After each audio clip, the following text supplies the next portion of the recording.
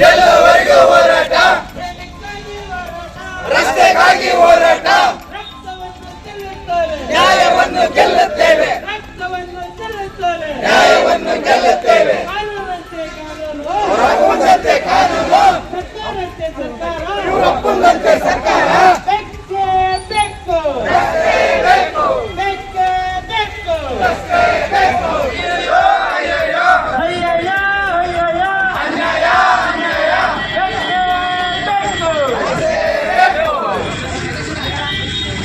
ಕಾರಣ 69 ಅಡಿ ಆಗಬೇಕು ಅಂತಂದು ಈ ಹಿಂದೆ 9ನೇ ತಾರೀಕಿನಂದು ನಾವು ಸ್ಟ್ರೈಕ್ ಮಾಡಿದ್ವಿ ಇದೇ KB ಸರ್ಕಲ್ ಹತ್ರ.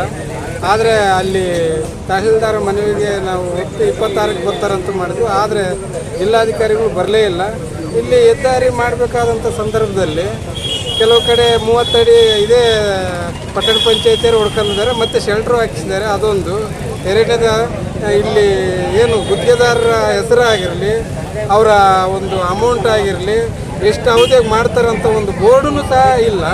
ಅವರು 69 ಅಡಿ ಅಂತ ಜಿಲ್ಲಾಧಿಕಾರಿ ಹೇಳೋಗಿದ್ರು ಕೂಡ ಈ ಬಗ್ಗೆ ಸ್ಪಷ್ಟೀಕರಣ ಇಲ್ಲ. ಹಾಗಾಗಿ 69 ಅಡಿ ಆಗಲೇಬೇಕು ಇನ್ನು ಮುಂದಿನ ದಿನಗಳಿಗೋಸ್ಕರ. ಯಾಕಂದರೆ ಈಗಾಗಲೇ ಕಿಕ್ಕೇರಿದು ಜನ ಸೇರಿರ್ತಕ್ಕಂಥದ್ದು, ರಸ್ತೆಯಲ್ಲಿ ಅಪಘಾತಗಳು ತಡೆ ಅಂತ ಸ್ವತಃ DC ಅವರೇ ಒಂದು 69 ಅಡಿ ಆ ಕಡೆ 69 ಅಡಿ ಈ ಕಡೆ ನಾವು ಇದನ್ನು ಮಾಡ್ತೀವಿ, ಯಾವುದೇ ಸಂದರ್ಭದಲ್ಲಿ ಇದನ್ನು ಚೇಂಜ್ ಮಾಡಲ್ಲ ಅಂತಕ್ಕಂಥ ಮಾತನ್ನು ಅವತ್ತು ಹೇಳಿದರು. ನಾವು ಕೇಳಿದಿಷ್ಟೇ DC ಅವ್ರಿಗೆ, ನೀವು ಸಾರ್ವಜನಿಕರ ಎದುರುಗಡೆ 69 ಅಡಿ ಅಂತ ಹೇಳೋ ಸಂದರ್ಭದಲ್ಲಿ ಯಾವ ಮಾನದಂಡವನ್ನು ಇಟ್ಕೊಂಡು ಹೇಳಿದ್ರಿ? ಇವತ್ತೇನಾಗಿದೆ ಆ ಮಾನದಂಡ? ಅದೇನಾದ್ರು ಚೇಂಜ್ ಆಗಿದೆಯಾ? ಅದ್ರ ಮಧ್ಯೆ ಏನೇನು ನಡೆದಿದ್ದಾವೆ? ಇದೆಲ್ಲ ಪಾರದರ್ಶಕವಾಗಿ ಜನಕ್ಕೆ ಗೊತ್ತಾಗಬೇಕು. ಯಾಕಂದರೆ ಯಾವುದೇ ಒಂದು ಯೋಜನೆ ಕೈಗೆತ್ಕೋಬೇಕಾದ್ರೆ ಒಂದು ಚರ್ಚೆ ಆದಮೇಲೆ ಅದಕ್ಕೆ ಬದ್ಧವಾಗಬೇಕಾಗತ್ತೆ. DC ಅವರು ಇವತ್ತು ಬಂದು ಸಾರ್ವಜನಿಕರ ಎದುರುಗಡೆ 69 ಅಡಿ ಅಗಲ ಮಾಡೋಕ್ಕೆ ಆಗಲ್ಲ ಅಂತ ಏನು ಕಾರಣಕ್ಕೆ ಹೇಳ್ತಾರೆ ಗೊತ್ತಾಗಬೇಕದು. ಯಾಕಂದ್ರೆ ಅವತ್ತು ಹೆಂಗೆ ಹೇಳಿದರೆ ಇವತ್ತು ಹೆಂಗೆ ಚೇಂಜ್ ಆಗುತ್ತೆ ಅಂತ. ಕಾನೂನು ಅವತ್ತು ಹಂಗೆ ಇತ್ತು, ಇವತ್ತು ಹಂಗೆ ಇದೆ. 2018 ಕಾನೂನು ಹಂಗೆ ಇದೆ, 2013 ಕಾನೂನು ಹಂಗೆ ಇದೆ, 2007 ಕಾನೂನು ಹಂಗೆ ಇದೆ. ಸುಪ್ರೀಂ ಕೋರ್ಟ್ನಲ್ಲಿ ಭಾಳ ಕ್ಲಿಯರ್ ಕಟ್ಟಾಗಿ DC ಅವ್ರ ಬಗ್ಗೆ ಒಂದು ಮಾತಾಡಿದರೆ, ಎಲ್ಲ ಪವರ್ಸನ್ನು DC ಅವ್ರು ಕೊಟ್ಟಿದ್ದೀವಿ. ಯಾವ ಕಾರಣಕ್ಕೆ ಅಂದರೆ ಸಾರ್ವಜನಿಕ ಹಿತಾಸಕ್ತಿಯನ್ನು ಕಾಪಾಡೋದಕ್ಕೆ DC ಅವರಿಗೆ ಸುಪ್ರೀಂ ಪವರ್ ಇದೆ. ಅದೇನು DC ಅವರು ಏನು ಸುಪ್ರೀಂ ಪವರ್ ಹೊಂದಿದ್ದಾರೆ ಅದನ್ನು ಚಲಾಯಿಸೋದಕ್ಕೆ ಯಾವ ಕಾನೂನು ಅಡ್ಡ ಬರಲ್ಲ. ನಾವು ಕೂಡ ಅವತ್ತು ಕಾನೂನುಬದ್ಧವಾಗಿ ಮಾಡ್ತಾ ಇರೋದು, ಇಲ್ಲಿ ಸ್ಟ್ರೈಕ್ ಮಾಡ್ತಿರೋದು. ನೋಡಿ, ಎಷ್ಟೆಲ್ಲ ಜನ ನಾವು ಕಾನೂನುಬದ್ಧ ಮಾಡ್ಬೇಕಾದ್ರೆ ಇವತ್ತು ಯಾರ್ಯಾರು ನಮಗೆ ಅನ್ಯಾಯ ಆಗುತ್ತೆ ಅಂತ ಹೇಳ್ತಾರೆ ಹೊರಗಡೆ, ಅವ್ರು ಬಂದು ಕೂತ್ಕೊಳ್ಳಿ ನೋಡೋಣ, ನಮ್ಮ ನ್ಯಾಯವಾಗಿದೆ ಬೇಡಿಕೆ ಅಂತ. ಅವ್ರಿಗೆ ಸಾಧ್ಯ ಆಗುತ್ತಾ? ಅವ್ರಿಗೆ ಆ ಶಕ್ತಿ ಇದೆಯಾ? ಈ ಸಾರ್ವಜನಿಕರ ಎದುರುಗಡೆ ನನಗೆ ಅನ್ಯಾಯ ಆಗಿದೆ ಅಂತ ಒಂದು ಬೋರ್ಡ್ ಹಾಕಂಗೆ ಕೂತ್ಕೊಳ್ಳಿ ನೋಡೋಣ, ಸಾಧ್ಯ ಆಗುತ್ತಾ? ಸಾಧ್ಯ ಆಗೋದಿಲ್ಲ. ಇಡೀ ಜಗಳೂರು ತಾಲೂಕಿನ ಎಲ್ಲ ಜನತೆ ರಸ್ತೆ ಅಗಲೀಕರಣ ಬಗ್ಗೆ ಒಲವಿರ್ತಕ್ಕಂಥದ್ದು. ಮತ್ತು ಭಾಳ ಮುಖ್ಯವಾಗಿ ಹಿಂಗೆ ಇದ್ದರೆ ಜಗಳೂರು ಒಂದು ಹಳ್ಳಿ, ಇವತ್ತಿನವರೆಗೂ ಅದು ಸಿಟಿ ಅಂತ ಯಾರು ಕನ್ಸಿಡರ್ ಮಾಡ್ತಾಯಿಲ್ಲ. ನಾವು ತಾಂತ್ರಿಕವಾಗಿ ಒಂದು ತಾಲೂಕು ಇಟ್ಕೊಟ್ರೆ ಅಷ್ಟೇ. ಆಗಲೇ ನಮ್ಮ ಗೆಳೆಯರು ಹೇಳ್ದಂಗೆ, ನೀವು ಕಂಪ್ನಿನ ಕೊಟ್ಟೂರು ನೋಡಿಬಿಟ್ರೆ ನಾವು ಏನೂ ಅಲ್ಲ ಅದ್ರ ಮುಂದೆ. ಅಲ್ಲಿ ಹೊಳಲ್ಕೆರೆ ತಾಲೂಕು ನೋಡಿ, ಚಳ್ಳಕೆರೆ ತಾಲೂಕು ನೋಡಿ, ಪಕ್ಕದಲ್ಲಿ ಹಿರಿಯೂರು ತಾಲೂಕು ನೋಡಿ, ಎಲ್ಲ ನೀವು ಚಿತ್ರದುರ್ಗ ನೋಡಿ. ಈಗ ಎಲ್ಲದಕ್ಕಿಂತ ಮುಖ್ಯವಾಗಿ ಮೊಳಕಾಲ್ಮೂರು ಕೂಡ ಇದೇ ರಸ್ತೆ ಅಗಲೀಕರಣಕ್ಕೆ ಸಂಬಂಧಪಟ್ಟಂತೆ ಯಾವುದೇ ರಾಜಿ ಇಲ್ಲದಂಗೆ ರಸ್ತೆ ಮಾಡ್ತಾಯಿದ್ದಾರೆ. ಈ ತಾಲೂಕಿನಲ್ಲಿ ಮಾತ್ರ ಇದು ರಾಜಕಾರಣ ಬರಬಾರ್ದು, ಅಭಿವೃದ್ಧಿ ಕೆಲಸದಲ್ಲೇ ರಾಜಕೀಯ ತಲೆ ಹಾಕಬಾರ್ದು. ಟೆಕ್ನಿಕಲಿ ಒಬ್ಬ DC ಏನು ತೀರ್ಮಾನ ಮಾಡ್ತಾರೆ ಅದಕ್ಕೆ ಬದ್ಧವಾಗಿ ಒಬ್ಬ ಇಂಜಿನಿಯರ್ ಆಗಲಿ ಇನ್ನೊಬ್ಬರಾಗಲಿ ಅದಕ್ಕೆ ಬದ್ಧವಾಗಿ ಕೆಲಸ ಮಾಡಬೇಕು.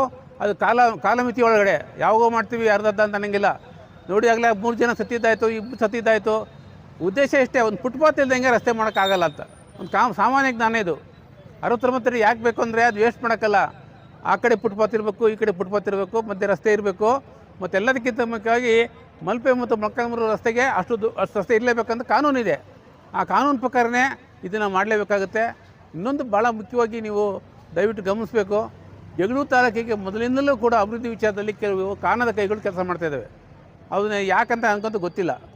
ಎಲ್ಲ ತಮ್ಮ ತಾಲೂಕು ಬೇಕಾದಷ್ಟು ಆಗಬೇಕು, ಚೆನ್ನಾಗಾಗಬೇಕು, ಒಳ್ಳೆ ರೋಡ್ ಆಗಬೇಕು, ಒಳ್ಳೆ ಚರಂಡಿ ಆಗಬೇಕು, ಒಳ್ಳೆ ಆಸ್ಪತ್ರೆ ಮುಂದೆ ಎಷ್ಟು ಇಕ್ಕಟ್ಟಾಗೈತೆ ಅಂದರೆ ಅಗಲೀಕರಣ ಆದರೆ ಎಲ್ಲರಿಗೂ ಒಳ್ಳೇದಾಗತ್ತೆ ಹಂಗಂತ ಹೇಳ್ತಾ ಜಿಲ್ಲಾಧಿಕಾರಿಗಳು ಎಷ್ಟು ಬೇಗ ಬಂದು ನಮ್ಮನ್ನು ಭೇಟಿ ಮಾಡಿ ಅವರು ಒತ್ತು ಕೇಳ್ತಾರೋ ಅಷ್ಟು ಬೇಗ ನಾವು ಧರಣಿ ಸತ್ಯಾಗ್ರಹನ ನಿಲ್ಲಿಸ್ತೀವಿ. ಅಲ್ಲೇವರೆಗೂ ನಾವು ಮಾಡೇ ಮಾಡ್ತೀವಿ ಅಂತ ಹೇಳ್ಬಿಟ್ಟು ನನ್ನ ಒಂದೆರಡು ಮಾತುಗಳನ್ನು ಮಾತಾಡಿ ಜೈ ಯಾಕಂದ್ರೆ ನಾವು ಹೋರಾಟಗಳು ಮತ್ತೆ ಕೈ ಎತ್ತಿಕೊಂಡವೆ. ಇಲ್ಲಿದ್ದವ್ರಿಗೆ ನಾವು ಉಗ್ರ ಹೋರಾಟವನ್ನು ಸ್ಟಾರ್ಟ್ ಮಾಡ್ತಾವೆ ಅಂತೇಳಿ ಹೇಳಕ್ಕೆ ಇಷ್ಟಪಡ್ತಾನೆ. ನಮ್ಮ ಹೆಸರು ಗುಮ್ನೂರು ಬಸವರಾಜ್ ಅಂತ, ದಾವಣಗೆರೆ ಜಿಲ್ಲಾಧ್ಯಕ್ಷ. ತಡೆ ರಸ್ತೆ ಅಲಂಕರಣ ಹೋರಾಟ ಸಮಿತಿ ಮುಖಾಂತರ ನಾವು ಇವತ್ತು ಏನು ಪ್ರತಿಭಟನೆ ಮಾಡೋದ್ರ ಮುಖಾಂತರ ಅಹೋರಾತ್ರಿ ಪ್ರತಿಭಟನೆ ನಾವು ಈ ತಾಲೂಕು ಮುಂಬಾಡ ಇಟ್ಟಿದ್ವಿ. ಇವತ್ತು ಕುತ್ಕೊಂಡು ನಾವು ಪ್ರತಿಭಟನೆ ಮಾಡ್ತಾ ಇದ್ವಿ. ಇದು ಉದ್ದೇಶ ಇಷ್ಟೇ, ನಮ್ಮ ತಾಲೂಕು ಅಭಿವೃದ್ಧಿ ಆಗ್ಬೇಕಂದ್ರೆ, ಪಟ್ಟಣ ಅಭಿವೃದ್ಧಿ ಆಗ್ಬೇಕಂದ್ರೆ ಏನು ಸರ್ಕಾರದ ನಿಯಮ ರಾಷ್ಟ್ರೀಯ ಧರ್ಮಗಳ ಪ್ರಕಾರ 69 ರಸ್ತೆ ಅಗಲೀಕರಣ ಆಗಬೇಕು ನಮ್ಮ ಬೇಡಿಕೆ ಇತ್ತು. ಅದೇ ರೀತಿ ಜಿಲ್ಲಾಧಿಕಾರಿಗಳು ಕೂಡ ಮೀಟಿಂಗ್ ಮಾಡಿ 69 ರಸ್ತೆ ನಾವು ಅಗಲೀಕರಣ ಮಾಡ್ತೀವಿ ಅಂತ ಹೇಳಿ ಹೋಗಿದ್ರು. ಇದುವರೆಗೂ ಕೂಡ 3 ತಿಂಗಳಾದರೂ ಬಂದು ಜಿಲ್ಲಾಧಿಕಾರಿಗಳು ಇದುವರೆಗೂ ನಮ್ಮ ತಾಲೂಕಿನಲ್ಲಿ ಒಂದು ಸಭೆ ಆಗಲಿ ಮತ್ತು ಯಾವುದೇ ಆಗಲಿ ಹೇಳಿಲ್ಲ. ಹಾಗಾಗಿ ನಾವು ಈ ಹೋರಾಟದ ಮುಖಾಂತರವಾಗಿ ಹೈಕೋರ್ಟಲ್ಲಿ PIL ಸಲ್ಲಿಸುವುದರ ಮುಖಾಂತರ ಅದನ್ನು ಕೂಡ ನಾವು PIL ಸಲ್ಲಿಸಿ, ಅದೇ ರೀತಿ ಮುಂದುವರೆದ ಭಾಗವಾಗಿ ನಾವು ಹೋರಾಟವನ್ನು ಕೂಡ ರಸ್ತೆ ಅಗಲೀಕರಣ ಆಗುವವರೆಗೂ ಕೂಡ ನಾವು ಹೋರಾಟವನ್ನು ಅಹೋರಾತ್ರಿ ನಾವು ನಡೆಸ್ತೇವೆ ಅಂತ ಈ ಸಂದರ್ಭದಲ್ಲಿ